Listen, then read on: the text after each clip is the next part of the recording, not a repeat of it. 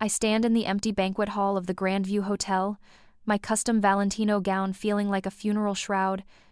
watching the clock strike 9 p.m. as 300 guests whisper behind their champagne flutes about how Marcus Chen has humiliated his fifth-generation Whitmore family fiancé on their engagement anniversary,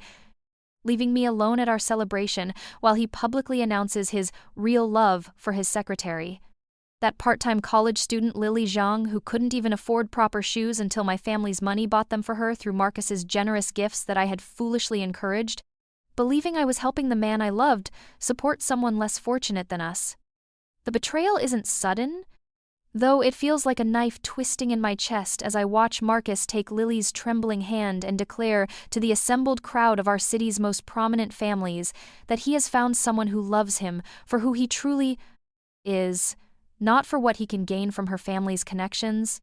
His words designed to paint me as a shallow socialite who tried to buy his affection while positioning himself as a romantic hero who chose true love over material advantage, when the truth is so much more calculated and cruel than anyone in this glittering ballroom could possibly imagine. The truth is that this betrayal has been planned, orchestrated, methodically executed by Marcus's mother, Elena Chen, who spent 2 years positioning her Phoenix son to destroy my family's century-old textile empire from the inside, using my naive trust and desperate love to gain access to our trade secrets, our international contacts, our board of directors, all while I believed I was saving the man I loved from his humble beginnings and giving him the life he deserved, never knowing that he saw my generosity as proof of my family's arrogance and my love as a tool for his revenge against imagined slights that existed only in his twisted perception of our family's history. Marcus had systematically fed confidential information to our competitors, convinced my father to invest in his mother's fake overseas ventures in Myanmar and France, and worst of all, he had recorded our private conversations about family business strategies and sold them to the highest bidder, all while I planned our wedding with the naive excitement of a girl who believed in fairy tales and dreamed of our future children, completely blind to how he flinched when I touched him spontaneously and how his eyes went cold whenever I mentioned our anniversary plans or talked about the charitable foundation we would establish together once we were married. I remember now, standing here in my humiliation, how Daniel Morrison had tried to warn me just 3 weeks ago, his quiet voice careful and concerned as he told me that Marcus had been asking strange questions about our family's business operations, questions that went far beyond normal curiosity about his future in-laws' work, but I had brushed off Daniel's concerns as jealousy,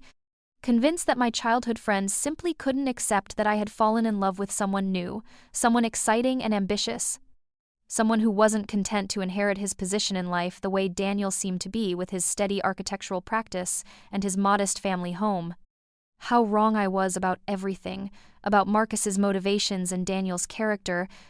about love and loyalty, and the difference between a man who wants to build something with you and a man who wants to tear down everything you represent.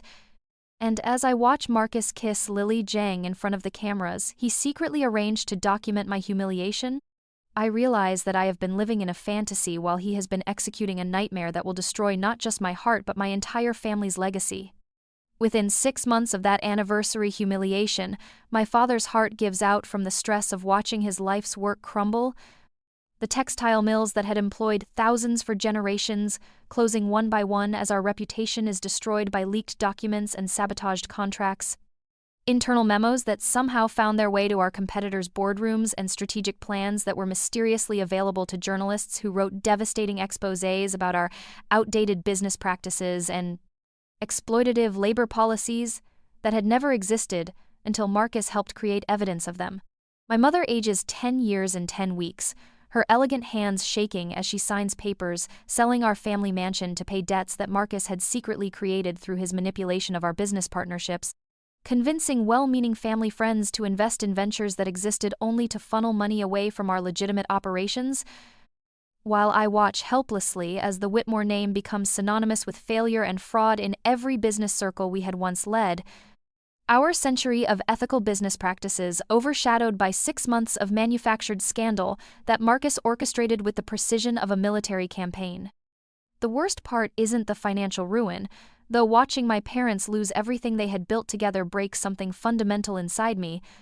but rather the way our former friends and business associates turn away from us at social gatherings, their embarrassed smiles and quickly averted eyes telling me that they believe the carefully planted stories about our family's supposed corruption, that they think we deserved what happened to us, because successful families like ours must have cut corners somewhere, must have exploited someone to build our wealth, and Marcus's revenge narrative becomes accepted truth because people want to believe that old money families are inherently corrupt. Our household staff, people who had worked for our family for decades, are forced to find new positions as we can no longer afford to pay them, and I watch Mrs. Chen, our housekeeper who had been like a second mother to me, pack her belongings with tears in her eyes while she tries to comfort me by saying that good families always find a way to recover, not knowing that the man who destroyed us shares her surname, and that her optimism about our future recovery is already impossible because Marcus has made sure that our downfall will be complete and permanent. The final confrontation comes on a gray December morning when I arrive at Marcus's downtown office, the same building where my family had once held board meetings in happier times, now transformed into the headquarters of Chen Industries, the company Marcus built with our stolen trade secrets and sabotaged partnerships. And as I ride the elevator to the top floor, I rehearse the speech I have prepared, the desperate plea that might somehow convince him to stop before he destroys what little remains of our family's dignity. Did you really think someone like me could love someone like you? Marcus laughs when I finish my prepared words, his voice echoing in his spacious office, with its floor-to-ceiling windows and expensive modern furniture that my family's money helped him afford. And I notice that Daniel Morrison is standing silent and pale behind him, his face stricken as he realizes the full scope of what his best friend has done, how thoroughly Marcus has betrayed not just me but every principle of honor and decency that should govern relationships between families who have known each other for generations. Marcus reveals the full scope of his revenge plan with the casual cruelty of someone who has been waiting years to have this conversation, how he had researched my family's history and invented a grievance about his father being passed over for a promotion at one of our mills 20 years ago, a promotion that had never existed because his father had never worked for us, but the fictional slight provided justification for a very real campaign of destruction that he had planned since before we ever met. Every smile and kiss and promise calculating steps toward this moment when he could tell me exactly how little I had ever meant to him. He explains how he had convinced Lily Zhang to play along by promising her a modeling career once he seized control of our assets,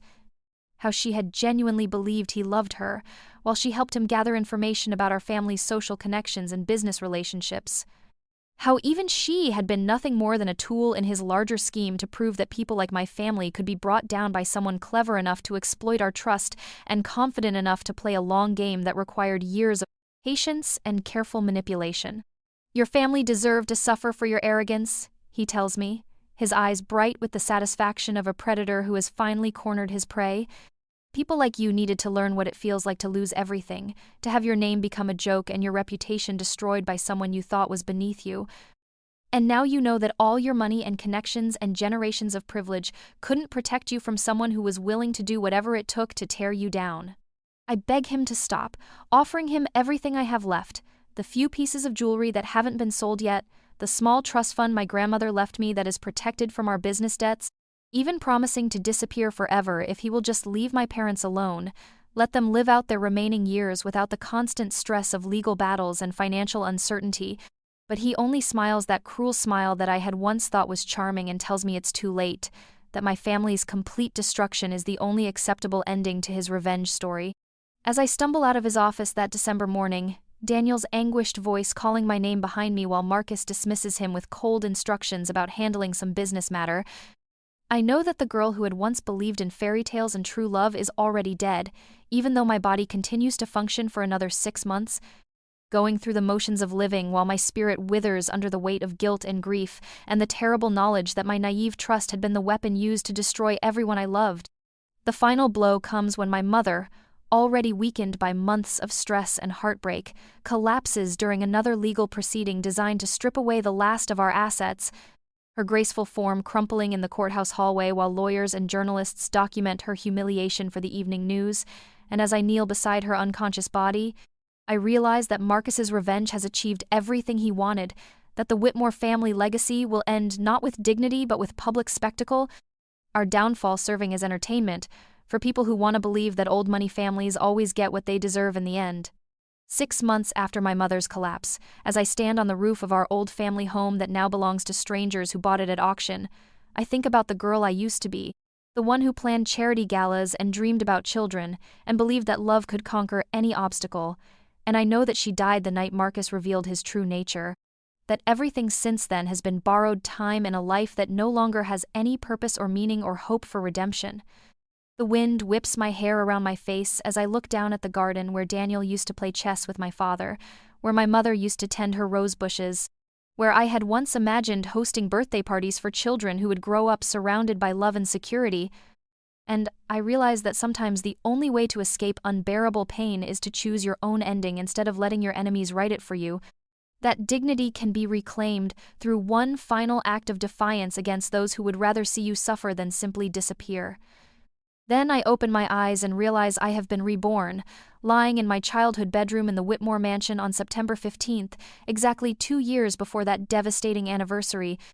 my phone buzzing with a text from Marcus about our weekend plans while my heart hammers with the terrible knowledge of what he will do to me, to my family, to everyone I love,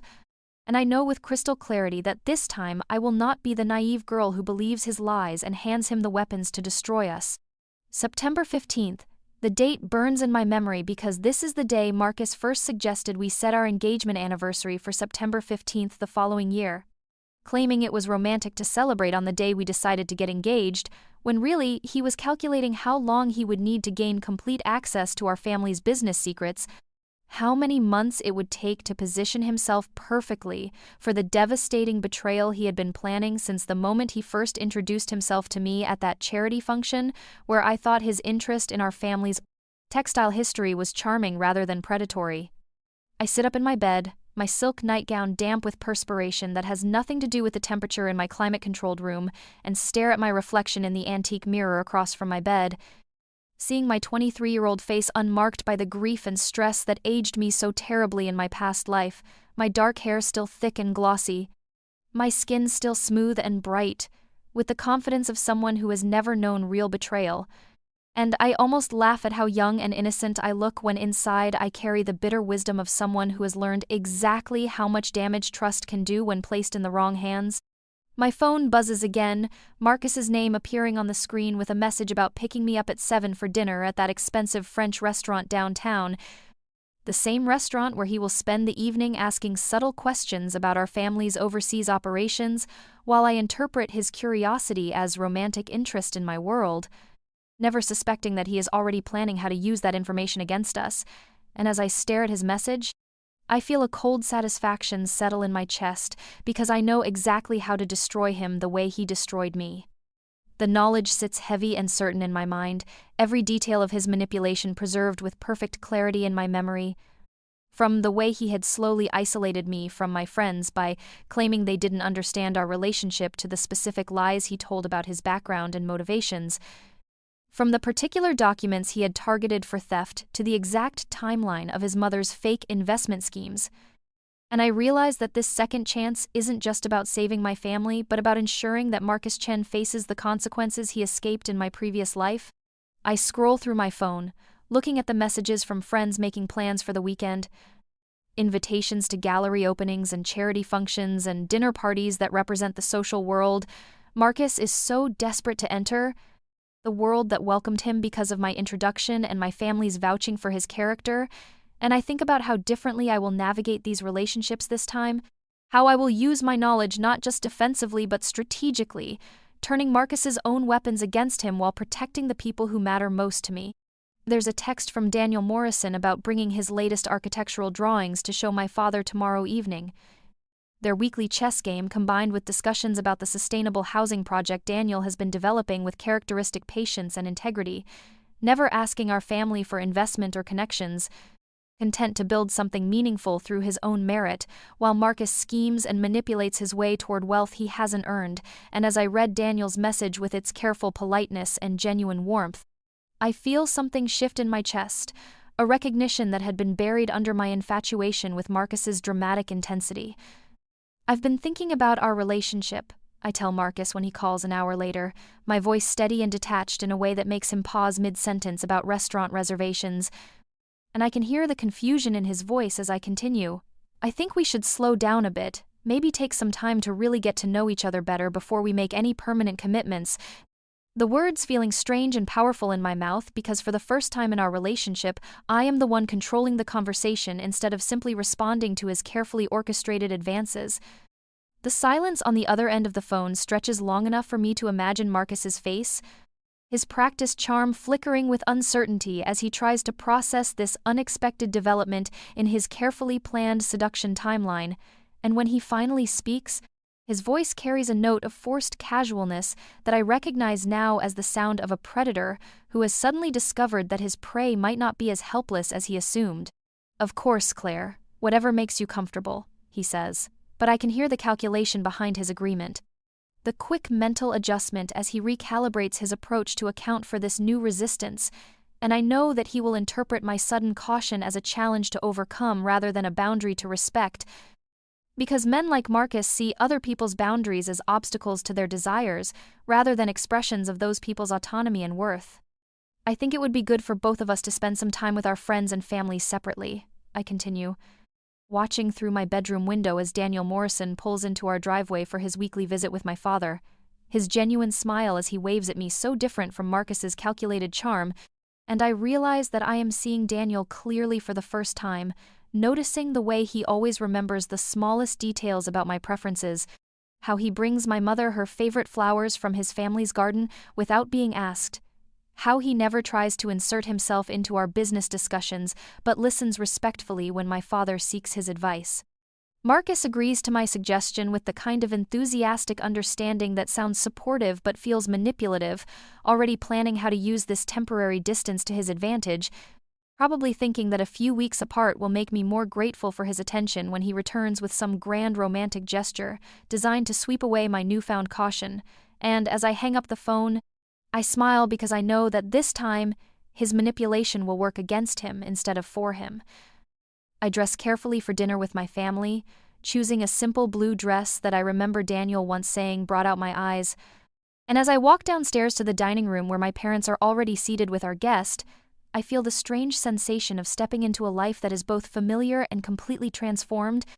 like watching a play where I know all the lines but this time I'm playing a different character entirely.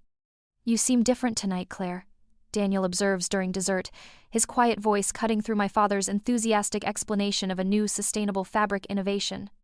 And I catch the genuine worry in his dark eyes as he asks, "Are you happy?" A question that Marcus has never thought to ask in all our months together.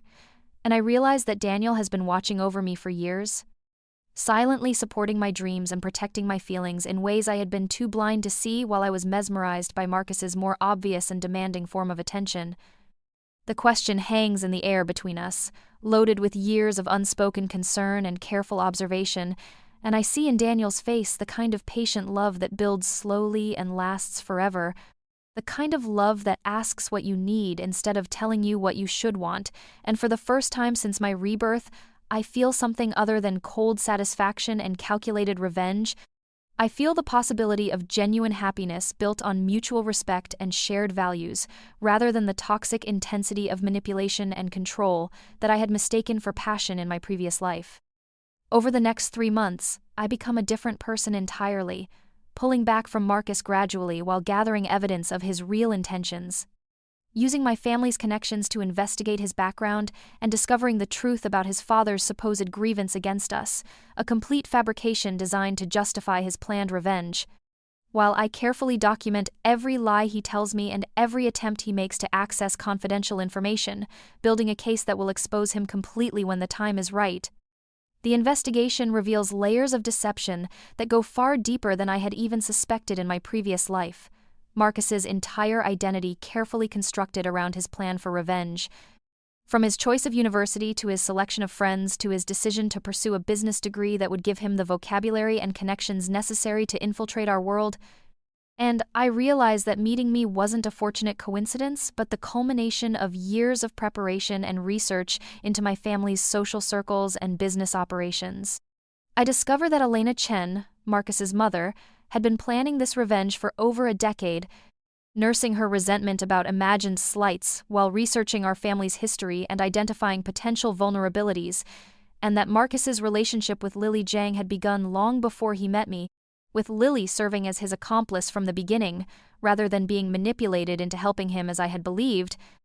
both of them working together to create the perfect trap for a naive rich girl who thought love could bridge any gap in background or motivation. The evidence accumulates in a private safe in my bedroom, photographs and documents, and recorded conversations that paint a clear picture of conspiracy and fraud, while I maintain the facade of a confused girlfriend who is simply taking time to think about our relationship, accepting Marcus's increasingly elaborate gifts and romantic gestures, while secretly documenting his attempts to access our family's private information and his meetings with people who have no legitimate reason to be interested in our business operations. I start paying attention to Daniel Morrison in a way I never had before, really seeing him for the first time instead of dismissing him as part of my childhood that I had outgrown, and I discover that he has been quietly building his own architectural firm with the same patience and integrity that characterizes everything he does, creating beautiful, affordable housing projects and sustainable commercial buildings that prioritize human needs over profit margins,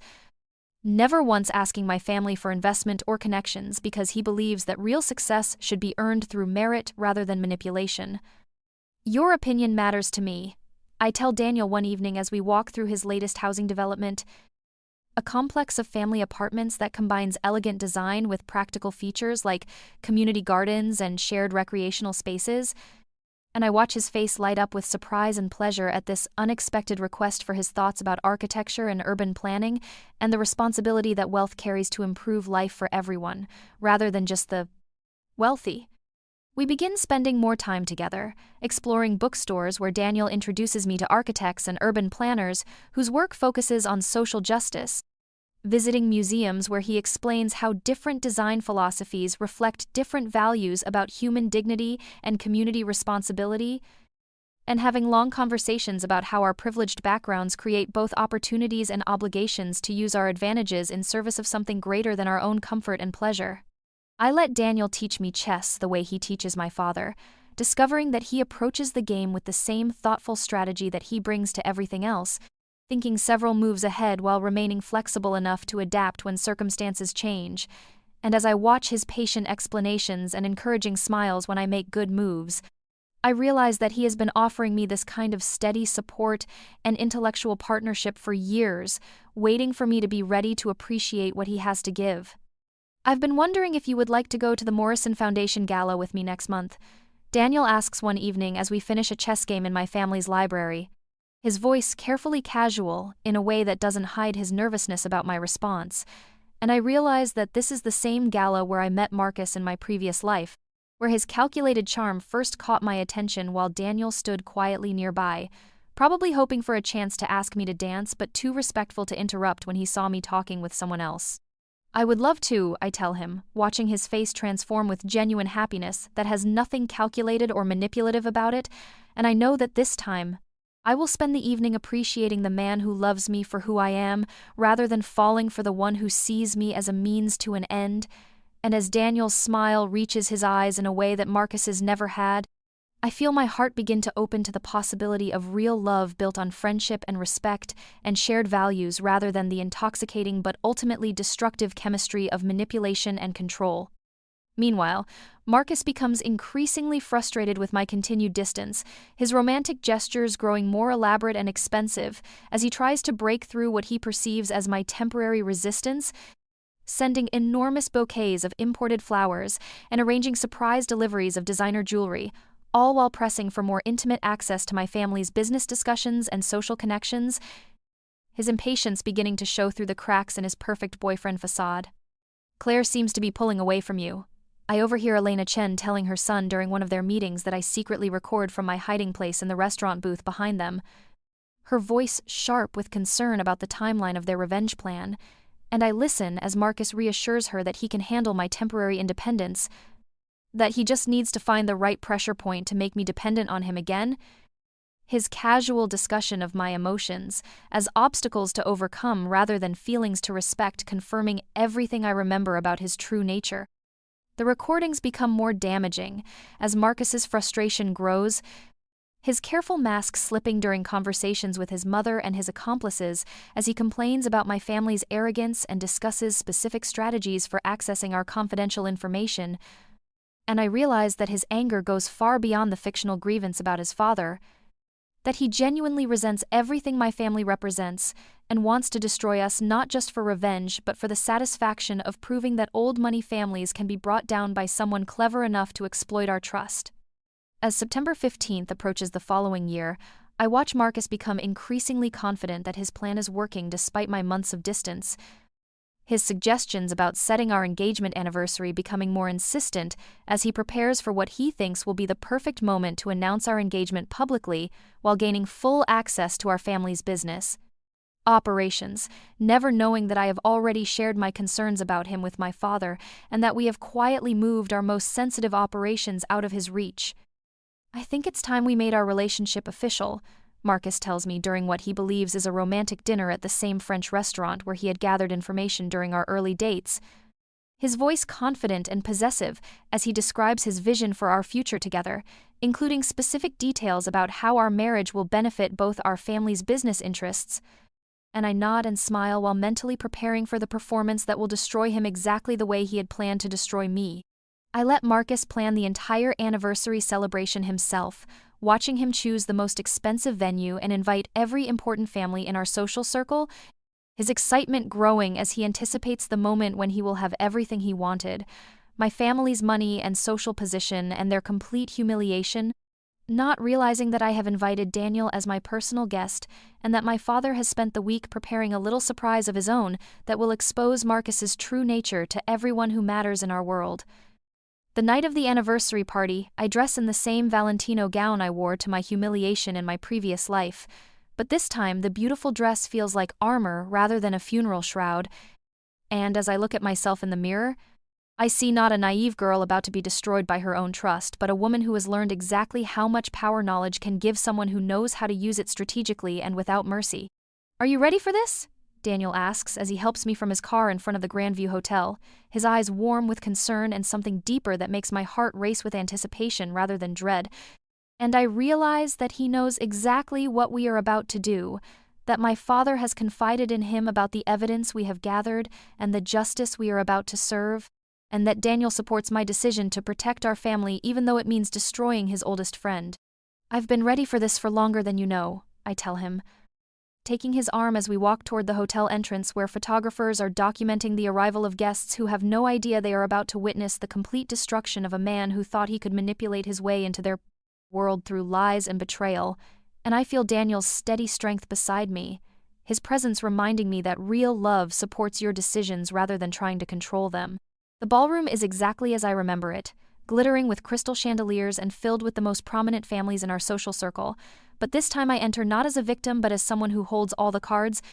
and I watch Marcus work the room with practiced charm, his confidence complete as he anticipates the moment when he will humiliate me in front of everyone who matters while announcing his engagement to a woman who will never suspect his true motives.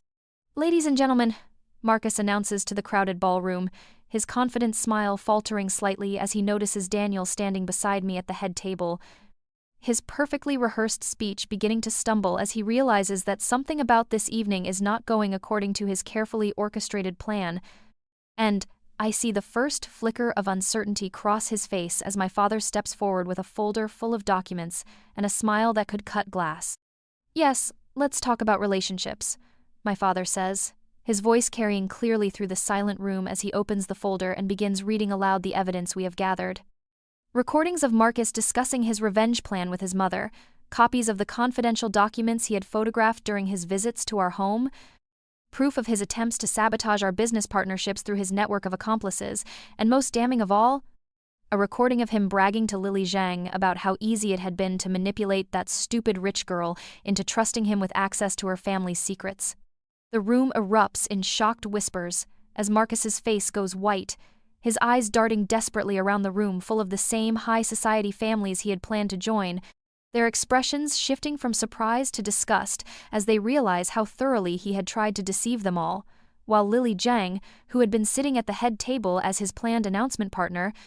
looks genuinely shocked as she realizes that she too had been nothing more than a tool in his larger scheme of manipulation and revenge. "I'm afraid I can't accept your proposal, Marcus," I announce in a clear, steady voice that carries to every corner of the silent ballroom, as I'm already engaged to someone who actually deserves my love. And I turn to Daniel, whose face shows nothing but pride and love and admiration for the strength it took to orchestrate this moment of justice. And as he takes my hand in front of 300 witnesses, I feel the last traces of Marcus's power over my life finally disappear. The proposal had happened 3 days earlier in my family's garden, just the two of us surrounded by my mother's roses in the golden light of late afternoon. Daniel's voice soft and nervous as he told me he had loved me since we were teenagers, but had never felt worthy of me until he realized that I saw him as clearly as he saw me. And when he pulled out his grandmother's simple sapphire ring and asked if I would do him the honor of being his wife, I cried for the first time since my rebirth, but these were tears of joy instead of betrayal. Marcus and his mother flee the city within a week, their reputations destroyed and their schemes exposed to every important family and business leader in our social circle. While Lily Jiang, who had genuinely believed Marcus loved her despite her participation in his plans, publicly apologizes to our family and testifies against him in the fraud investigation that follows, her testimony helping to ensure that Marcus will never be able to practice his particular brand of manipulation again. His name becoming synonymous with betrayal and deception in exactly the way he had planned for our family's legacy to be destroyed. The investigation reveals the full scope of Marcus's planned revenge, including financial crimes that result in criminal charges and civil lawsuits that strip away any assets he had gained through his manipulation, while Elena Chen faces her own legal consequences for her role in the conspiracy.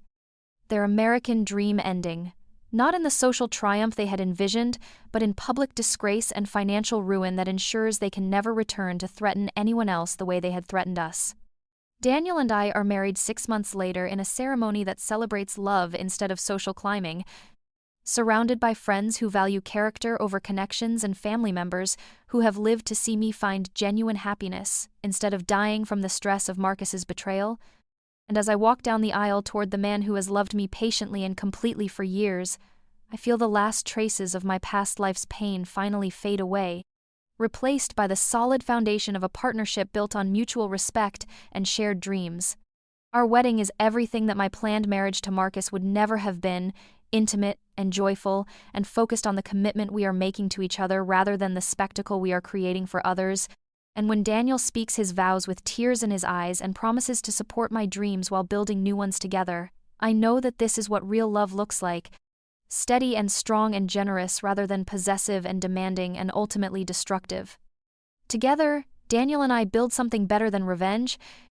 a life based on mutual respect and genuine partnership that combines his architectural vision with my family's business acumen to create a development company that provides affordable housing without sacrificing quality or